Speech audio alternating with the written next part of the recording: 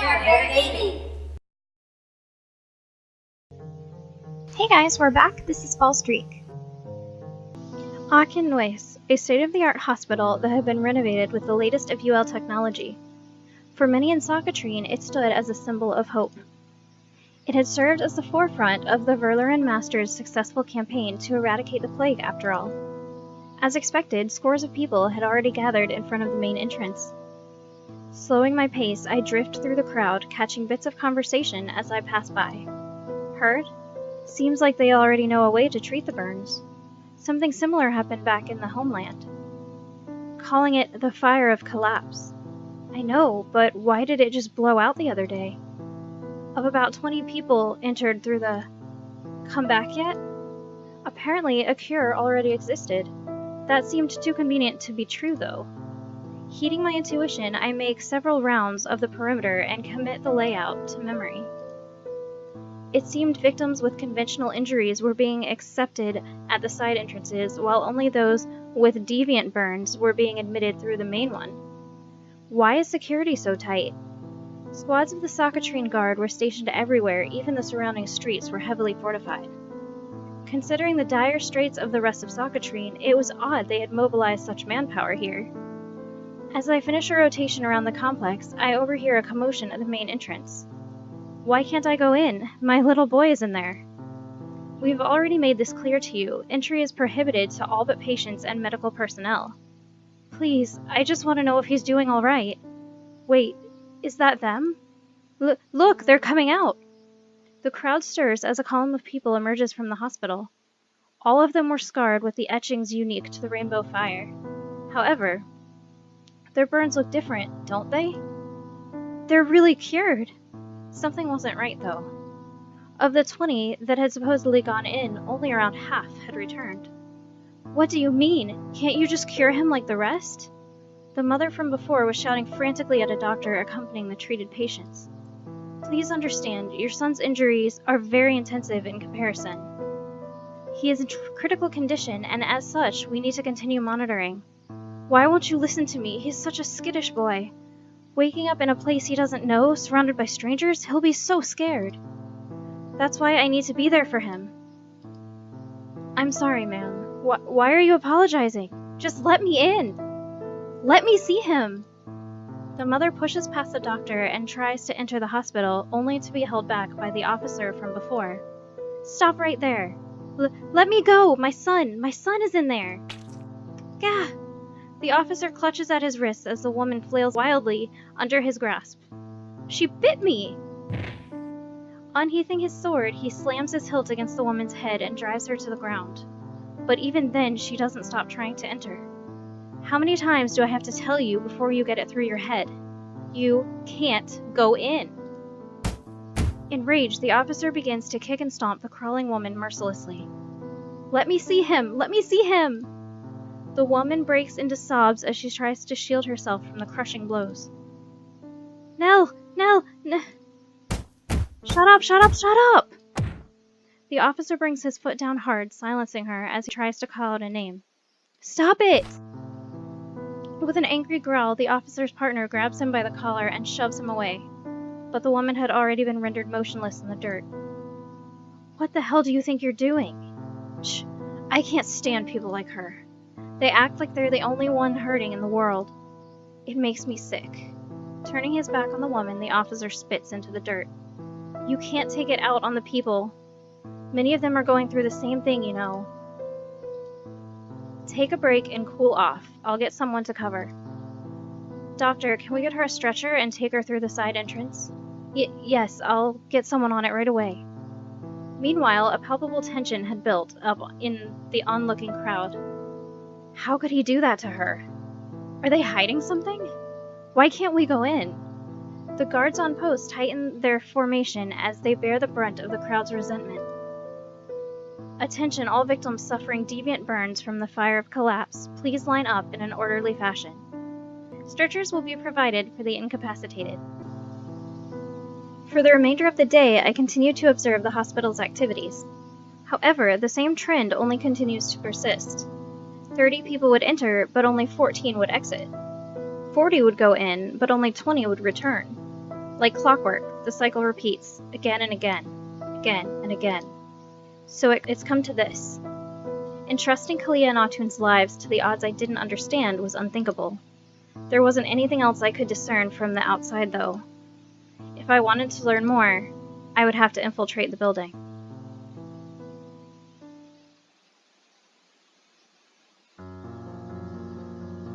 Kalia and Atun were getting worse by the day. Atun's burn spread had already extended up his forearms, and Kalia wasn't faring much better. The reality weighs down on me as I make preparations to infiltrate the hospital. After smearing a layer of soot over my left arm, I wrap it up in bandages. Having observed their system several times already, I had determined that only a basic preliminary check was given at the entrance. Though they'll probably look more intensively later, I'll already be inside by then. Upon completing my masquerade, I line up in the next wave of patients. When it comes to my turn to be inspected, though, the doctor seems a bit wary. "Did that hurt?" he asks after poking my faux wound. I didn't feel anything. Thinking quickly, I answer in a way that seems unintuitive. "Are you sure you touched me?" "Go on ahead." The doctor nods before turning his attention to the next patient. Areas marked by the rainbow fire seemed to lose all feeling after all. It was only when the deviant burn spread that the victim experienced pain. I had learned that much from observing Kalia and Atun. After passing the entrance checkpoint, our group gets cleared to enter. Several details stand out to me as we're led deep into the building. Though it sounded like there was a significant activity in the distance, the area we were being led through was utterly empty. Even security detail was absent. It seemed the guards weren't authorized to enter this area. Moving around will still be difficult at this rate, though. After being brought to a large junction, individual nurses began taking us one by one into separate rooms. The nurse assigned to me was wearing a surgical mask and had an average build. After leading me into a checkup room, she closes the door behind us. A raised stretcher, a counter with a faucet, and a closet. Perfect. "Okay, ma'am. Could you please remove the bandage on your arm and show me your burn?"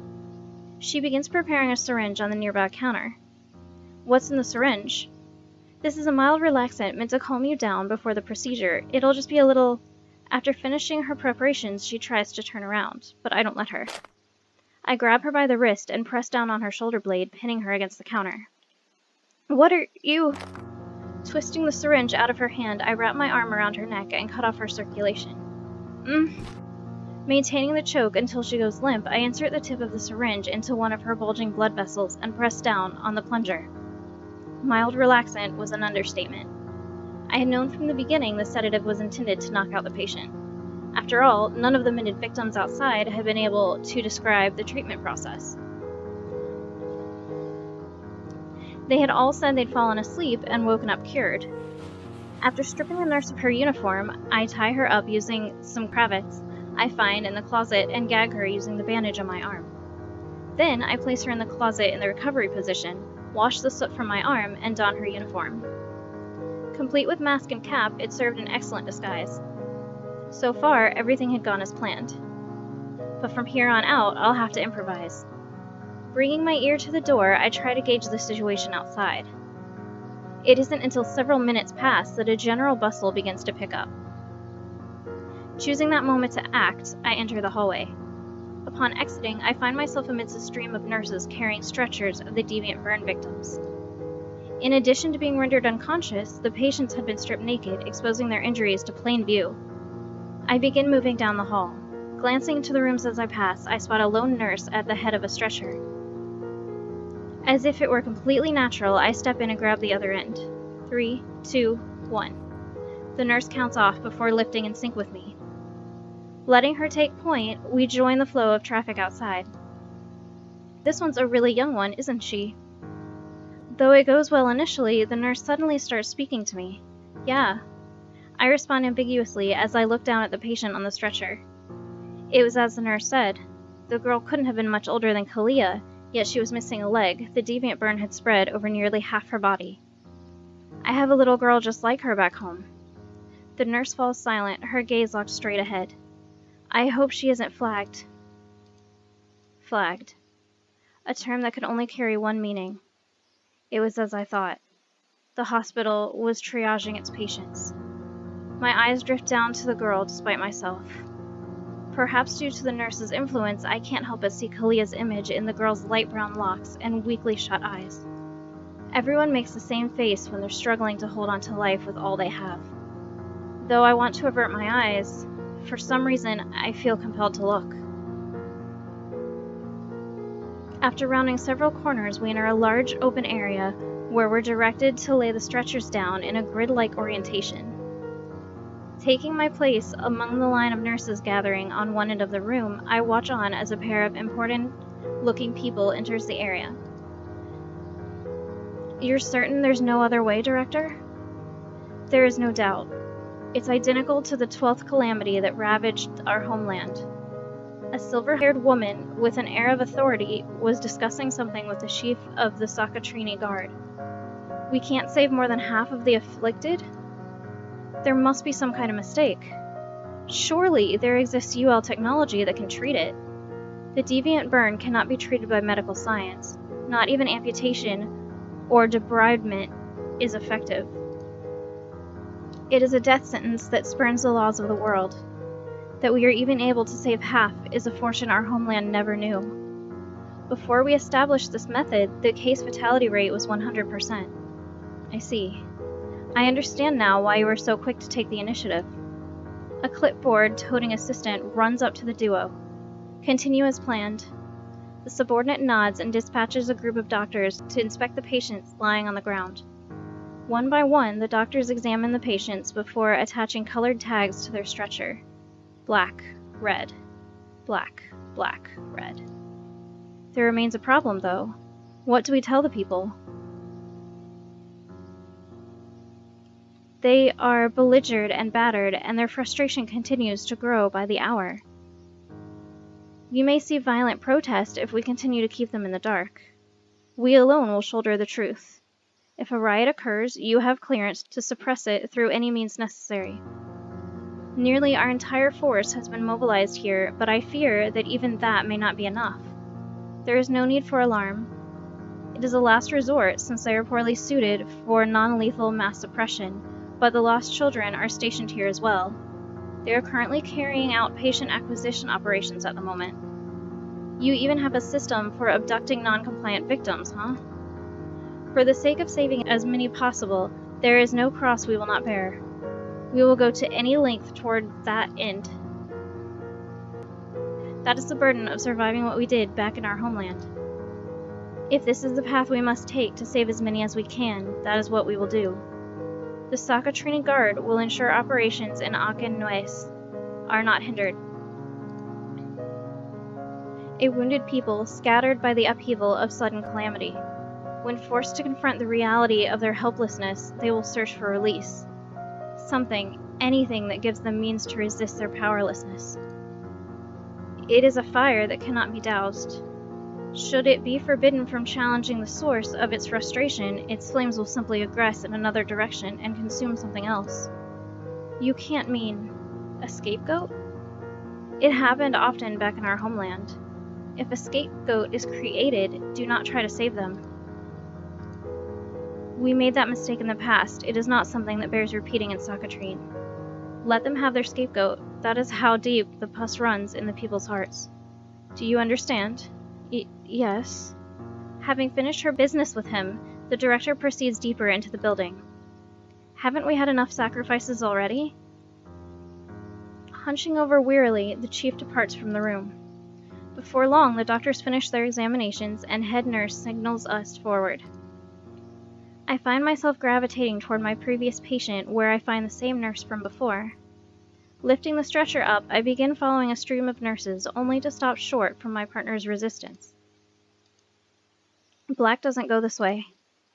Letting her take point, we join a different procession of nurses headed deeper in. The ones with missing limbs are always flagged after all. Huh, even though I knew that.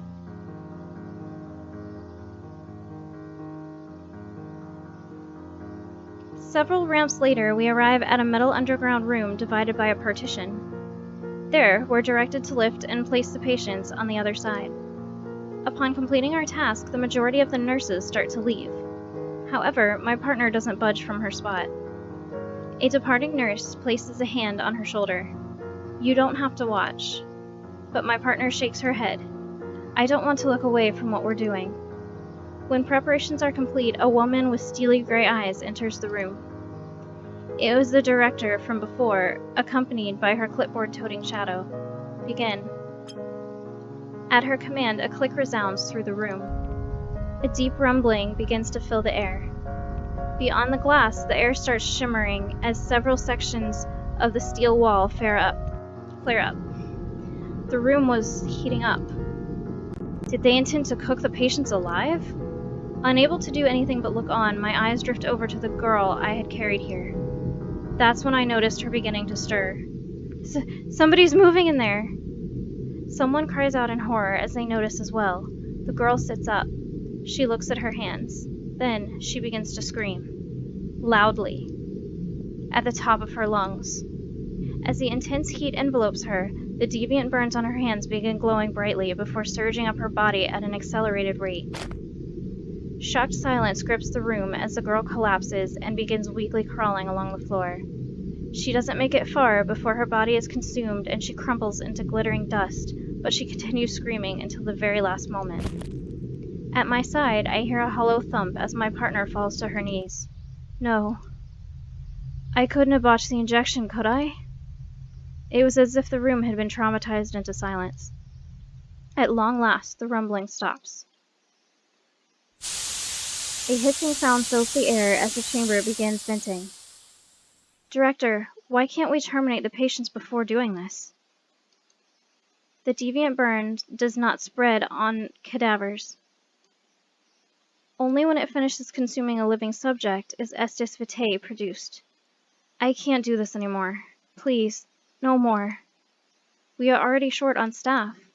Even with everyone working around the clock, there are many that are lost due to our sheer lack of manpower. You know this already. This is the burden those in the post must bear. From now on, ensure you follow protocol and adjust the dosage properly for pediatric patients. Nothing remained of the people beyond the glass but vaguely shaped piles of glittering dust. Unfairly and without warning, their struggle had ended. I watch on as the dust swirls and coalesces into tiny orbs, one for each person that had been inside. When the room finishes cooling, we're directed to enter and collect them. The remains of the girl I had carried here. I pause before them and kneel down. The ones with missing limbs are always flagged after all. If I bring Kalia here, this is what will become of her. This is how she will end up. The others as well. There's no guarantee they wouldn't be flagged. There's no other option. When no one is looking, I wrap 4 of the stones up in my handkerchief and secure them on my person. Even through gloves, they had a nauseating feel to them. The skewed ratio of those that had returned. The unusually tight security. And the system of designating red and black tags. Everything made sense if these were the key to curing the deviant burns. But even upon learning the truth, my objective had not changed. My next course of action: escape.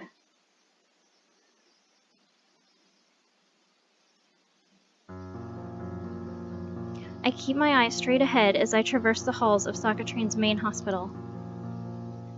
Though exiting through a side entrance would have been ideal, they had been thorough in sealing the area off from the rest of the hospital. Time was of the essence. Rather than waste time looking for a way out of the unfamiliar structure, I decide to escape via the main entrance. Kalia, Atum. Lynette, Diamant. I held it, the key to saving them. Their lives, their futures. It was an unbelievably heavy weight. But even then, I won't falter. I'll carry it all. Forward, forward. The entrance was already in sight. Just a little more. Exiting into the outside world, I find that night is set to descend before long. All I have to do now is pass through the checkpoint. Alright guys, that's going to be it for this episode, so stay tuned for the next episode. Thanks for watching!